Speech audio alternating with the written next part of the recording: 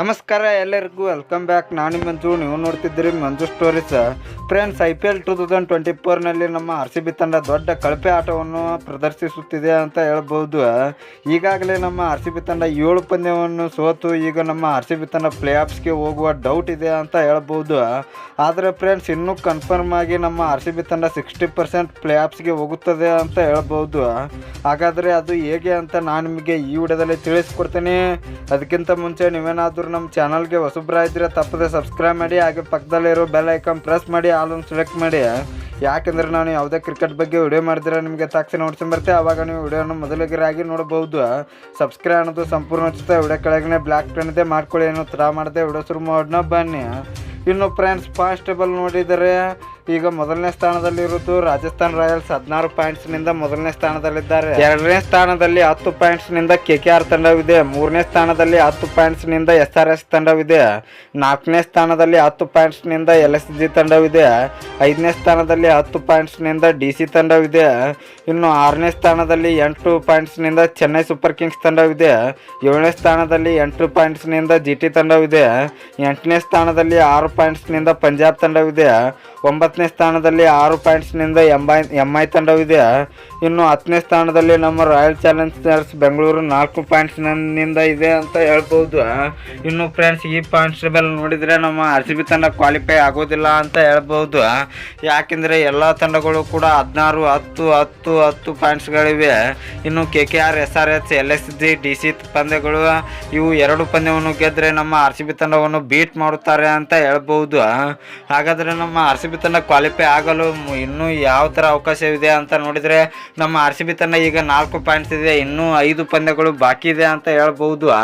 ಇದು 5 ಪಂದ್ಯಗಳಲ್ಲಿ ನಮ್ಮ RCB ತಂಡ 5 ಪಂದ್ಯವನ್ನು ಜಯಿಸಿದರೆ ನಮ್ಮ RCB ತಂಡ 14 ಪಾಯಿಂಟ್ಸ್ ಆಗುತ್ತದೆ. ಅವಾಗ 14 ಪಾಯಿಂಟ್ಸ್ ಆದಾಗ KKR ಮತ್ತು SRH ಮತ್ತು LSG ಮತ್ತು DC ಪಂದ್ಯಗಳು ಇವು ಎಲ್ಲ ಪಂದ್ಯಗಳನ್ನು ಸೋಲುತ್ತಾ ಹೋಗಬೇಕು. ಅವಾಗ ನಮ್ಮ RCB ತಂಡ 14 ಪಾಯಿಂಟ್ಸ್ಗಳಿಂದ ಕ್ವಾಲಿಫೈ ಆಗಲು ಸಾಧ್ಯ ಅಂತ ಹೇಳ್ಬೋದು. ಈಗ KKR ಮತ್ತು SRH ತಂಡಗಳು ಈಗ ಫುಲ್ ಫಾರ್ಮ್ನಲ್ಲಿದೆ ಅಂತ ಹೇಳ್ಬೋದು. RR, KKR, SRH ಇವು 3 ಪಂದ್ಯಗಳು ಎಲ್ಲ ಪಂದ್ಯವನ್ನು ಗೆಲ್ಲಬೇಕು. ಅವಾಗ ಇನ್ನು 4ನೇ ಸ್ಥಾನದಲ್ಲಿ LSG ಮತ್ತು DC ತಂಡಕ್ಕೆ ಫೈಟ್ ಇರುತ್ತದೆ. ಅವಾಗ LSG ಮತ್ತು DC ಇವು ಕೂಡ ಎಲ್ಲ ಪಂದ್ಯವನ್ನು ಸೋತರೆ ನಮ್ಮ RCB ತಂಡ 14 ಪಾಯಿಂಟ್ಸ್ಗಳಲ್ಲಿ ಆರಾಮಾಗಿ ಕ್ವಾಲಿಫೈ ಆಗಬಹುದು. ಫ್ರೆಂಡ್ಸ್, ಇನ್ನು ನಮ್ಮ RCB ತಂಡ ಕ್ವಾಲಿಫೈ ಆಗಲು ಈ ಫೋಟೋದಲ್ಲಿ ನೋಡ್ಬೋದು ನೀವು. ಈ ಥರ ಆದರೆ ಮಾತ್ರ ನಮ್ಮ RCB ತಂಡ ಗೆಲ್ಲಲು ಸಾಧ್ಯ ಅಂತ ಹೇಳ್ಬೋದು.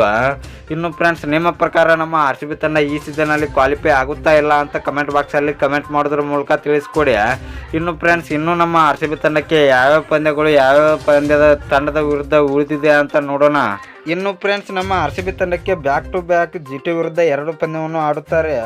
ಆಮೇಲೆ ಪಂಜಾಬ್ ಕಿಂಗ್ಸ್ ಮತ್ತು ಡೆಲ್ಲಿ ಕ್ಯಾಪಿಟಲ್ಸ್ ಮತ್ತು ಚೆನ್ನೈ ಸೂಪರ್ ಕಿಂಗ್ಸ್ ತಂಡದ ವಿರುದ್ಧ ನಮ್ಮ RCB ತಂಡ ಆಡಲಿದೆ. ಈ 5 ಲಾಸ್ಟ್ ಪಂದ್ಯಗಳು ನಮ್ಮ RCB ತಂಡಕ್ಕೆ ಇದೆ ಅಂತ ಹೇಳ್ಬೋದು.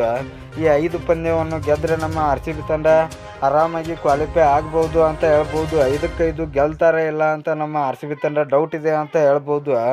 ಇನ್ನು ನಮ್ಮ RCB ತಂಡ ಗುಜರಾತ್ ಮತ್ತು GT ಇವು 2 ಪಂದ್ಯಗಳು 2 ಬ್ಯಾಕ್ ಟು ಬ್ಯಾಕ್ ಪಂದ್ಯಗಳು ಇವೆ. ಇವು 2 ಪಂದ್ಯವನ್ನು ಗೆಲ್ಲಲೇಬೇಕು.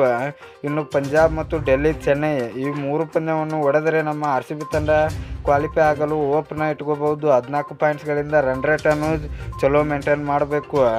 ಇನ್ನು ಫ್ರೆಂಡ್ಸ್, ನಮ್ಮ RCB ತಂಡ ಈ ಸೀಸನಲ್ಲಿ ಕ್ವಾಲಿಫೈ ಆದರೆ ಕಪ್ ಗೆಲ್ಲೋದು ಫಿಕ್ಸ್ ಅಂತ ಹೇಳ್ಬೋದು.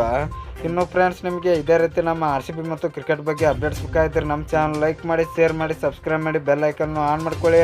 ಕ್ರಿಕೆಟ್ ಬಗ್ಗೆ ಜಾಸ್ತಿ ಅಪ್ಡೇಟ್ಸ್ ಬರ್ತಾ ಇರುತ್ತೆ, ಅದಕ್ಕೆ ಸಬ್ಸ್ಕ್ರೈಬ್ ಮಾಡ್ಕೊಳ್ಳಿ. ನಮಸ್ಕಾರ.